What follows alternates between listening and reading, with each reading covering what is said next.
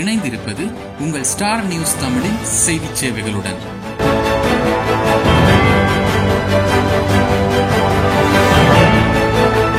முதலில் தலைப்புச் செய்திகள்.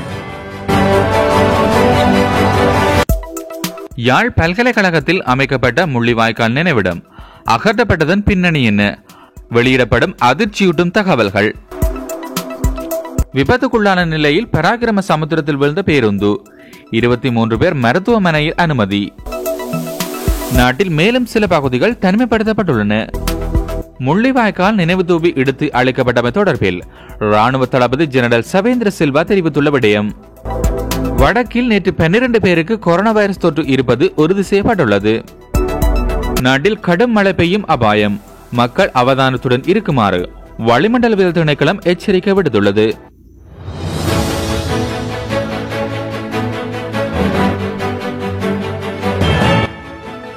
ஸ்டார் நியூஸ் தமிழின் பிரதான செய்திகள்.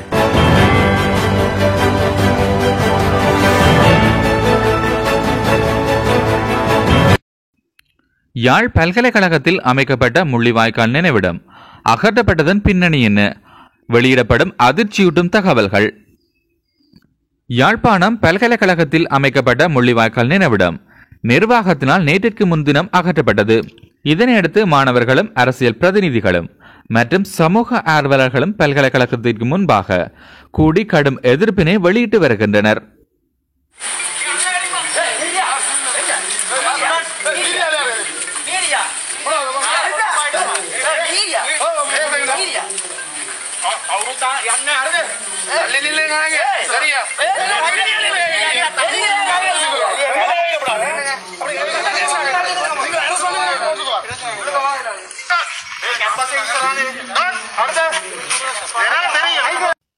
இதன் காரணமாக யாழ்ப்பாணம் கோப்பாய் காவல்துறையினரும் இராணுவத்தினரும் விசேட அதிரடி படையினரும் பல்கலைக்கழகத்திற்கு வரவழைக்கப்பட்டு அதன் வளாகத்தில் பாதுகாப்பில் ஈடுபட்டு வருகின்றனர். முள்ளிவாய்க்கால் நினைவேந்தல் நினைவிடம் இடித்து அளிக்கப்பட்டதைத் தொடர்ந்து பாதுகாப்பு உத்தியோகர்களின் தடைகளையும் மீறி பல்கலைக்கழக வளாகத்திற்குள் மாணவர்கள் செல்ல முயற்சித்தமையினால் அங்கு அமைதியின்மை ஏற்பட்டிருந்தது. அத்துடன் நள்ளிரவை தாண்டியும் பல்கலைக்கழக மாணவர்கள், அரசியல் கட்சி பிரதிநிதிகள் பல்கலைக்கழக வளாகத்தில் அமர்ந்து எதிர்ப்பு போராட்டத்தில் ஈடுபட்டிருந்தனர்.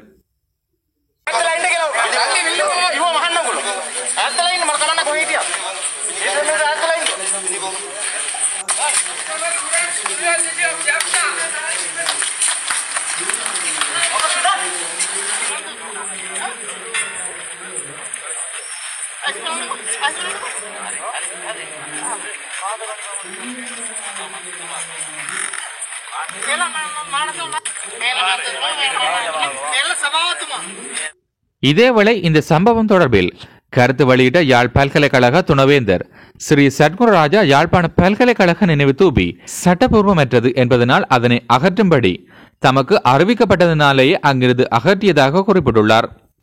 அதனை அகற்றுமாறு தொடர்ச்சியாக பல்வேறு அழுத்தங்கள் தம் மீது பிரயோகிக்கப்பட்டு வந்தன. அதற்கமைய அந்த நினைவு தூபியை இடிப்பதற்கான தீர்மானத்தை பல்கலைக்கழக நிர்வாகம் மேற்கொண்டது. பல்கலைக்கழக நிர்வாகம் இவ்வாறான ஒரு முடிவை எடுக்காவிட்டிருந்தால் பின்னர் அது பாரதூரமான விளைவுகள் ஏற்பட்டிருக்கும் என்று அவர் குறிப்பிட்டுள்ளார். அவ்வாறு நடைபெறுவது பல்கலைக்கழகத்திற்கு அழகல்ல என்பதனால் தாம் இந்த நடவடிக்கையை எடுத்ததாக யாழ் பல்கலைக்கழக துணைவேந்தர் ஸ்ரீ சத்குணராஜா தெரிவித்தார்.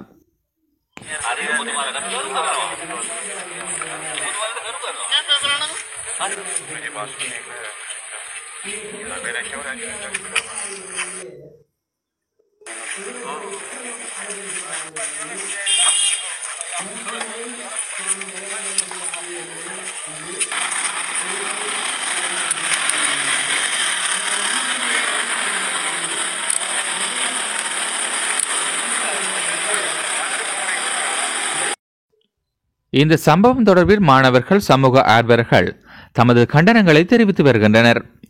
முள்ளிவாய்க்காலில் இறுதிக்கட்ட போரில் உயிரிழந்த பல்கலைக்கழக மாணவர்கள் மற்றும் பொதுமக்களின் நினைவாக யாழ் பல்கலைக்கழக வளாகத்தில் குறித்த நினைவிடம் மாணவர்களினால் 2018ஆம் ஆண்டு அமைக்கப்பட்டிருந்தமை குறிப்பிடத்தக்கது.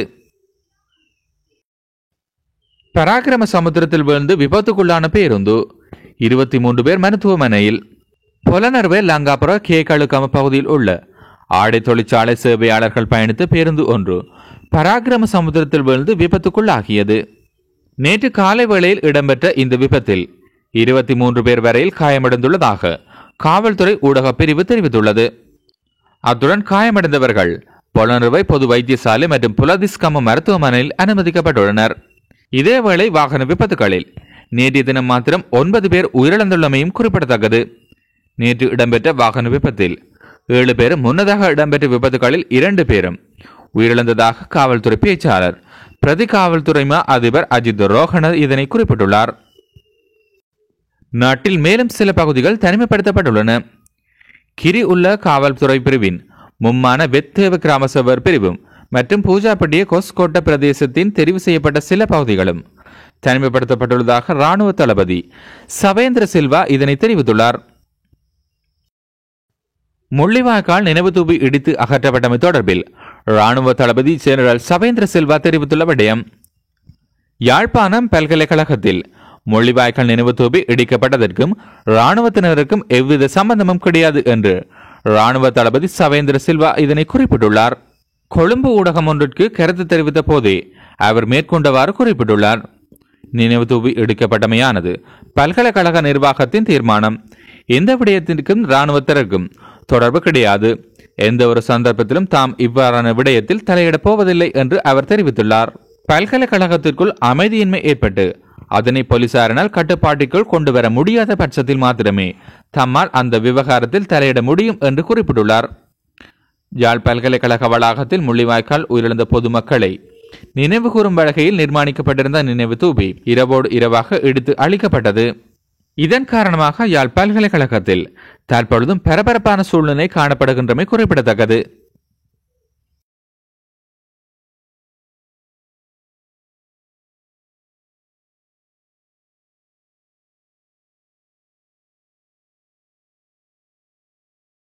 நாட்டில் கடும் மழை பெய்யக்கூடும் அபாயம், வளிமண்டலவியல் திணைக்களம் விடுத்துள்ள எச்சரிக்கை. இயற்கை பேரழிவுகள் குறித்து வளிமண்டலவியல் திணைக்களத்தின் தேசிய முன் எச்சரிக்கை மையம் அறிக்கை ஒன்றை வெளியிட்டுள்ளது. நேற்று பிற்பகல் 2 மணியளவில் வெளியிடப்பட்டுள்ள அறிக்கை எதிர்வரும் 11ஆம் திகதி பிற்பகல் 2 மணி வரையில் செல்லுபடியாகும். இதன் அடிப்படையில் நாட்டில் தென்கிழக்கு பகுதியில் தாளமுக்க தாளமல் நிலைமை காரணமாக நாட்டில் அநேக பிரதேசங்களில் அதிக மழை வீழ்ச்சிகள் பதிவாகும் என எதிர்பார்க்கப்பட்டுள்ளதாக வளிமண்டலவியல் திணைக்களம் எதிர்ப்பு கூறியுள்ளது. இதனால் நாட்டு மக்கள் கடும் எச்சரிக்கையுடன் இருக்குமாறு வளிமண்டலவியல் திணைக்களம் மேலும் எச்சரிக்கை விடுத்துள்ளது.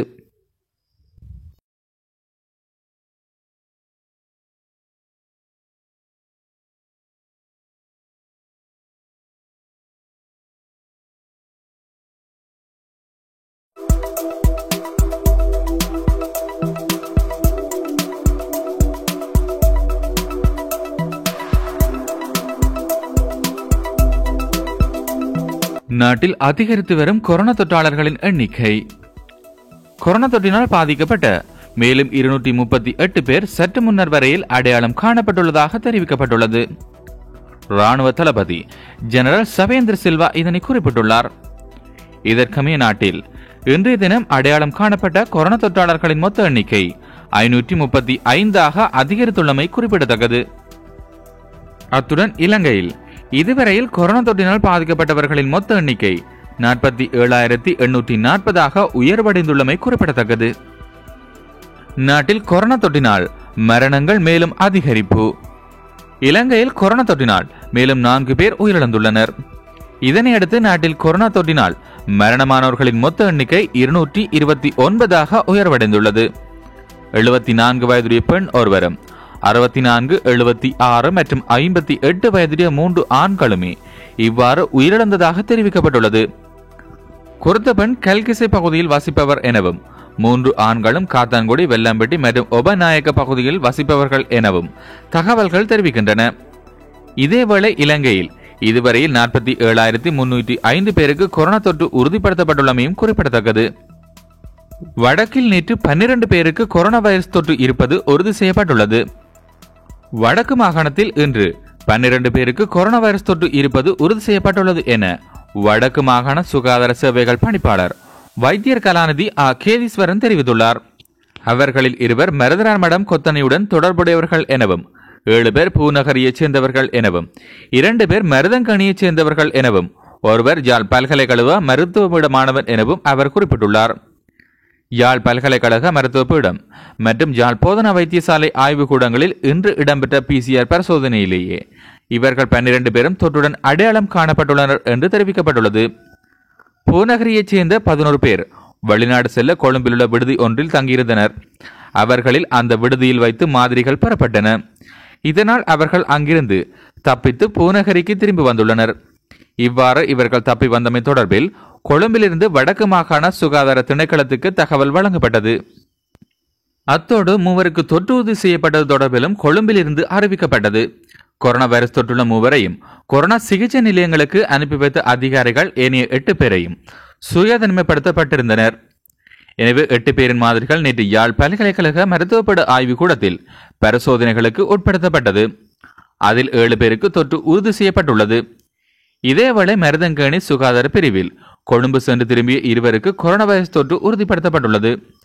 அது மட்டுமின்றி மருதனர்மடம் கொத்தனையுடன் தொடர்புடைய சங்கானியைச் சேர்ந்த ஒருவருக்கும் உடுவிலைச் சேர்ந்த ஒருவருக்கும் தொற்று உறுதி செய்யப்பட்டுள்ளது. தனது சொந்த ஊரான மாத்தளைக்கு சென்று வந்த யாழ் பல்கலைக்கழக மருத்துவப்பட மாணவன் ஒருவரும் தொற்றுடன் அடையாளம் காணப்பட்டுள்ளனர் என்று வடக்கு மாகாண சுகாதார சேவைகள் பணிப்பாளர் வைத்தியர் கலாநிதி கேதீஸ்வரன் மேலும் தெரிவித்தார்.